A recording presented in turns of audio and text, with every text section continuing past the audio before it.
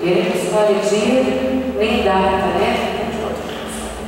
Ele não escolhe, ele tenta de todas as maneiras arrancar aquilo que Deus já nos deu.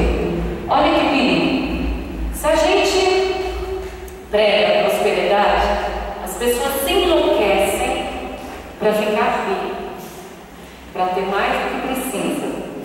Se a gente prega salvação, aí as pessoas falam, não vamos pregar prosperidade porque a gente entra num extremo. Eu vivi numa época no um evangelho muito puro e verdadeiro. Tá bem, né, gente? Já estava assim? Isso tem que mudar também mais, né? Olha, eu vivi num evangelho muito isso aqui vivi, era muito poder de Deus como é hoje.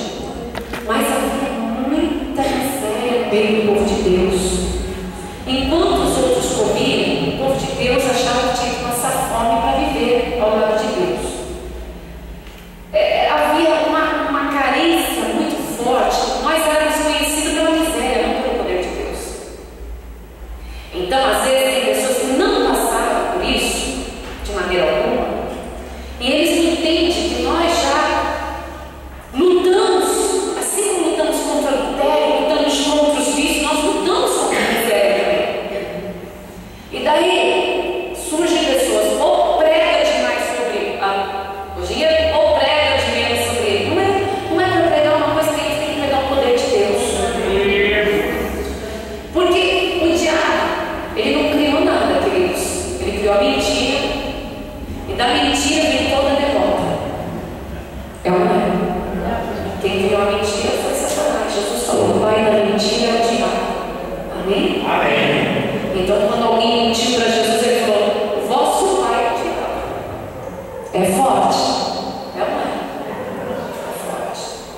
Então, a gente fala em prosperidade. A prosperidade no meio do povo de Deus não é ganância, não é adquirir o bem alheio. A prosperidade é ter aquilo que necessitamos. É o Senhor nos abastecer daquilo que necessitamos. É expelir a obra do diabo na nossa vida.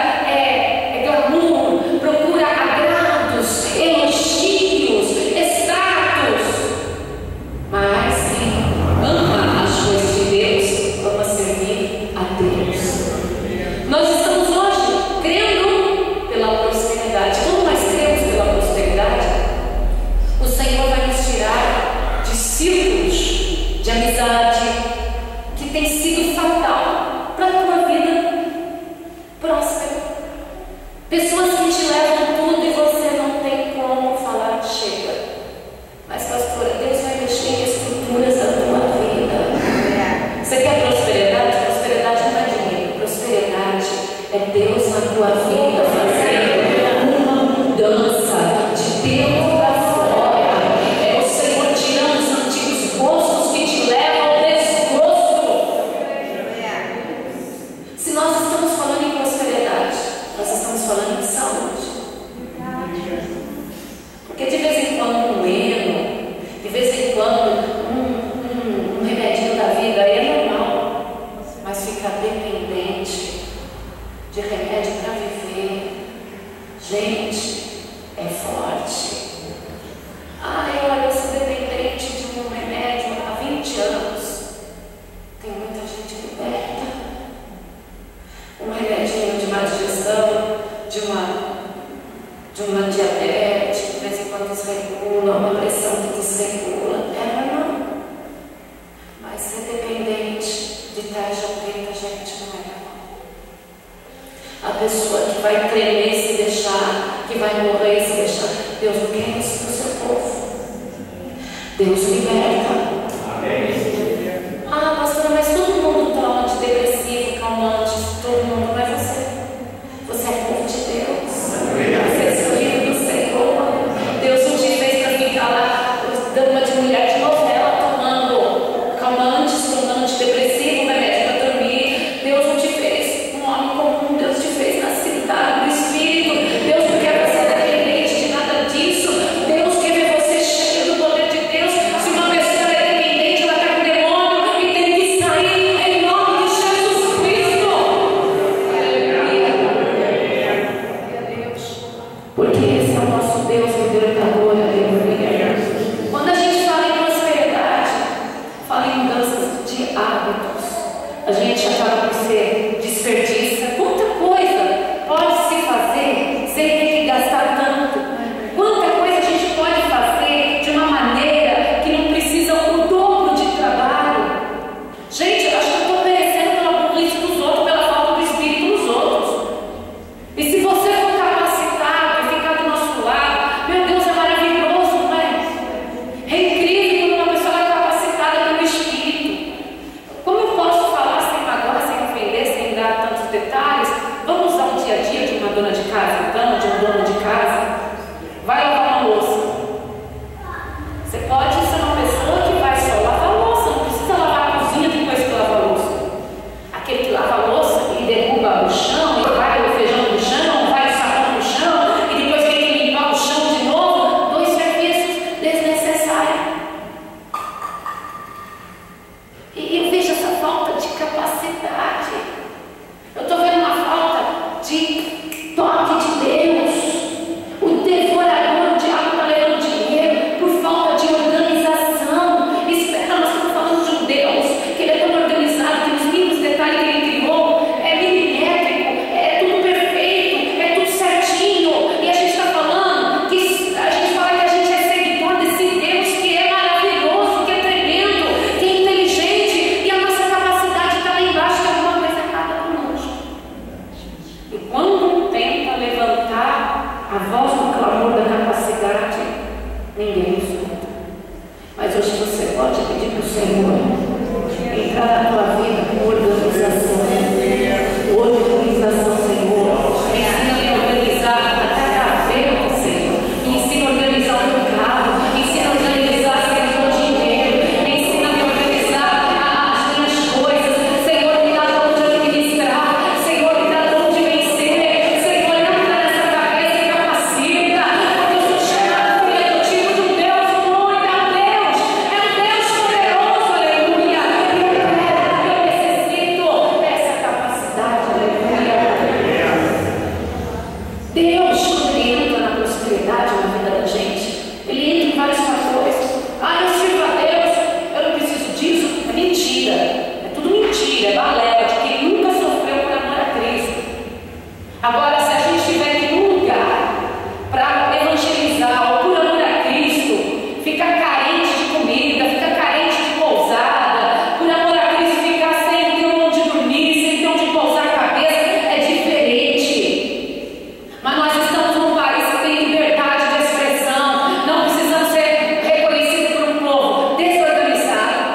povo charlatão, um povo que não sabe negociar, um povo desorganizado, mas temos que ser conhecidos como José foi no Egito, aleluia, como Daniel foi na Babilônia, aleluia. Nós temos que ser reconhecidos pela nossa capacidade espiritual, porque o Espírito excelente de Deus está sobre nós, aleluia. Não, pastora, lá no meu serviço todo mundo gosta de mim. Eu onde eu chego eu agrado, eu sou bambambam, eu sou comunicativo, eu sou legal. Você então eu não creio.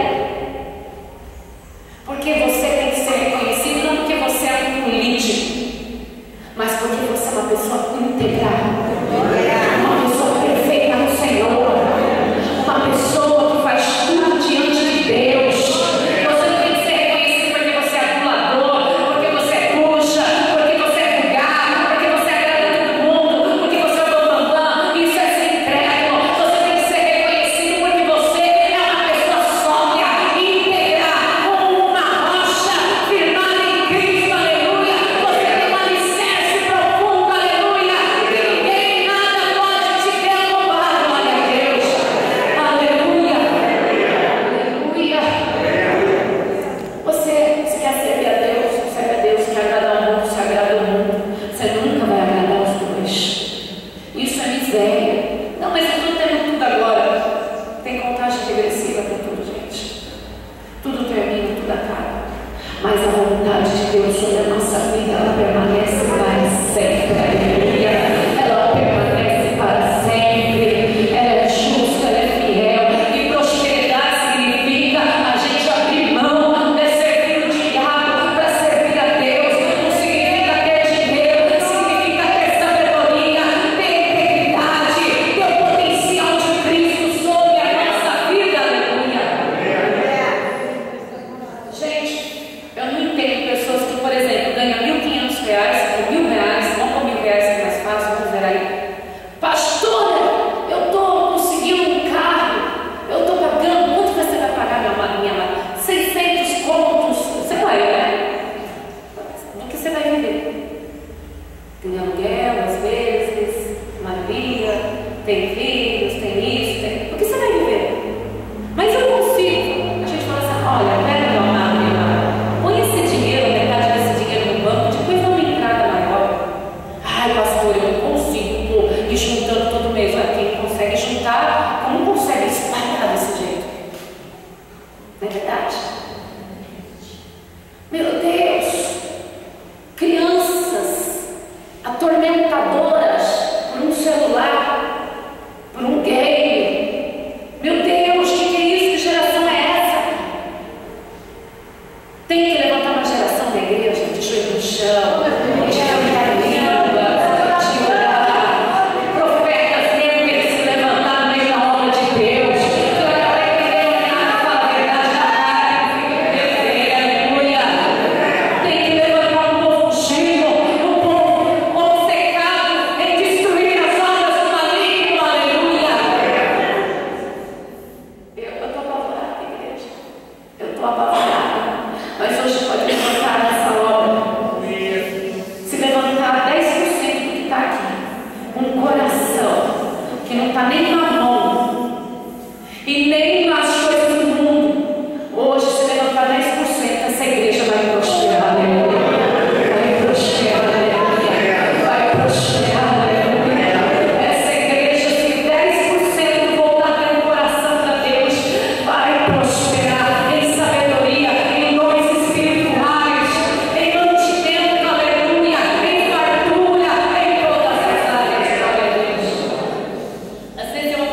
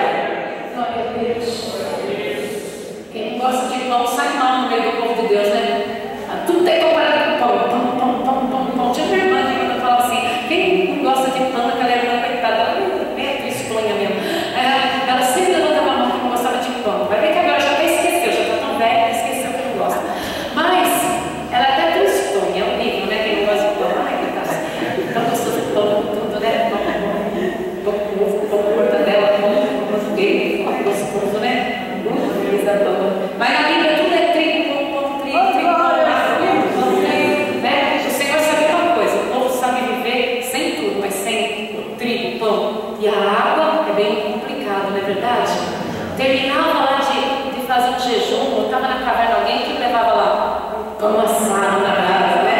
Um pão assado na brasa, aleluia. Esse assado na brasa vai simbolizar que o Senhor está preparando prosperidade a nós. Prosperidade o Senhor está preparando na nossa vida. O Senhor está arrancando da nossa panela o veneno.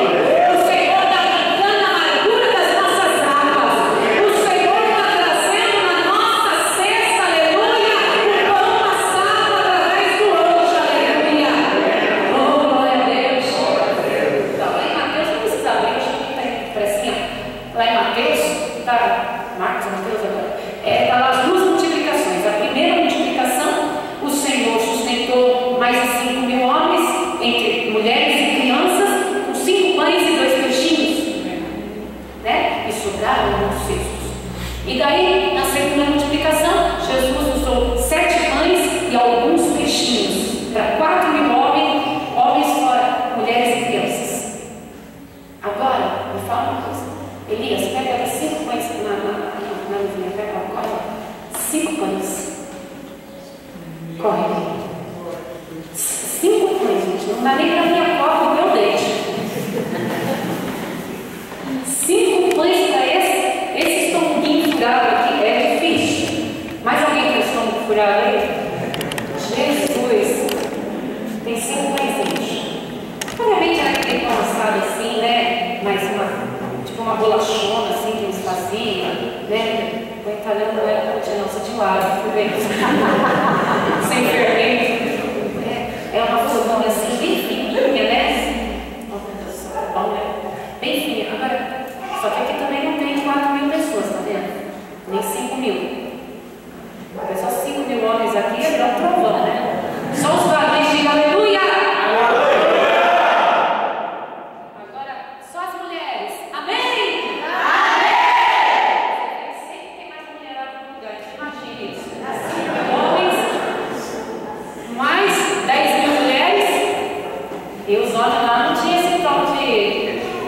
Regime, e as mulheres não tomavam nem a pílulazinha não, e então o que tinha de criança,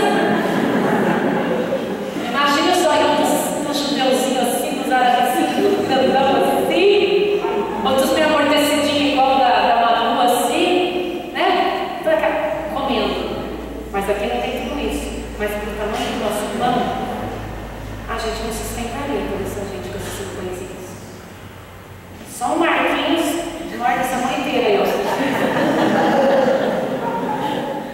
O doutor vai devagarinho comendo tudo. Não é verdade? Imagine. E aqui, ó, para a pastora Cláudia, pastor Toninho, pastora Valéria, pastor Joildo, pastora Raquel, você. É bom para nós? Com certeza. Aqui tem 5 pãezinhos. Ali tem o número que eu não sei. Mas significa que Jesus, eu creio em Jesus, aceitou o povo na real. Eu creio. E olha que o povo foi atrás de cura. Mas Jesus amava isso. Ah, o povo só vai atrás de curas e milagres. Olha, mas Jesus nos ensinou a fazer isso. Olha, a gente rasga a Bíblia, gente. Tem que ter a cura e o milagre para que eles vejam a glória de Deus. Os coxos andavam. Os mudos falavam, só falta falar que o mudo enxergava, né? O cego enxergava, né? Deus operava, Deus ia libertando o povo dele. Aí chegou uma hora que está todo mundo curado. Na primeira multiplicação, os discípulos chegaram. Sabe aquelas opiniões que a gente vai na pastora Cláudia e ela não escuta a gente? Aquelas lá. Escuta, o senhor não acha melhor? O povo já está cansado. O senhor tem que despedir esse povo que está com fome. Está tudo cansado, com fome. Jesus, quando escutou aquela voz dos discípulos, falou assim: não despede ninguém, não. Faça esse mundo sentar na relva e traga o que tem. Senhor, não tem nada. Só tem, mostra aí, 5 pães, 2 peixinhos. Jesus ergueu os pães ao céu. Fala que é o pão. Dando graças. Mandou colocar nos cestos, que achava do jeito, o cesto tinha muito. E o Senhor distribuiu. E todos comeram e sobrou. E não é sobra para jogar fora, porque quem joga fora não é próspero. É aquilo que era para levar ainda para a caridade, para as outras aldeias, para os outros lugares. Tanto é que eles levavam, os discípulos ficaram indignados. Entraram no barco e falaram assim: é isso que o Senhor não trouxe nem pãozinho para nós aqui, ó. Estamos aqui com fome. Quer dizer que eles pegaram o que sobraram e levaram. Dessa vez não levou. Eles estavam indignados, estavam com raiva que Jesus tinha multiplicado o pão. Eles estavam mordidos de raiva, eles. Por que o Senhor vai multiplicar o pão? Porque não vai para pão. Ele está vendo? Não tem pão para nós agora. Ele foi multiplicar lá e agora não tem. Porque amanhã a gente faz sempre com Deus. Porque o mesmo Deus que fez e tendo pão no cesto, é o mesmo Deus que vai fazer você abrir a carteira do seu sorriso, que vai fazer você pegar a conta e conseguir dar que vai fazer você abrir a sua geladeira e ter o que comer, que vai fazer você reformar a tua casinha e ficar mais grande, que vai pôr combustível no teu carro, para você vir na igreja, aleluia, que vai formosear a tua vida de prosperidade, que vai tirar os remédios malignos, que não vai deixar você entrar nos remédios, que vai fazer acontecer milagres sem precisar das mãos humanas. Esse Deus fica em pé, igreja. Aleluia. Fala mais. Vem todos os meus pastores aqui, aleluia. Continua segurando. Fala mais, Senhor. Continua segurando. Oh, na palavra, Jesus. Sobe, queridos, com degrauzinho. Oh, na palavra, Jesus. Vem, evangelista. Vamos chamar ele. Oh, aleluia. Você não está crendo, irmão. Você vai entrar em comunhão. Você vai entrar em concordância.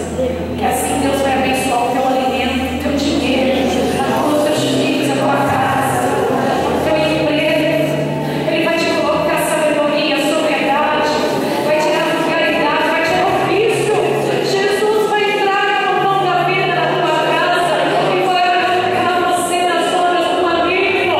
Vai tirar o vício do filho, vai tirar o vício do marido, vai tirar o vício da sua esposa, vai arrancar o filho da idolatria, vai arrancar uma mãe da obra do diabo. Deus vai chegar lá no teu convívio e vai fazer uma grande revolução contra o diabo. Aleluia. Quer que eu seja agora, pastor? Quer que seja eles, põe os 5 pés. Aleluia, Jesus. Aleluia. Poderoso demais. Tá bom demais.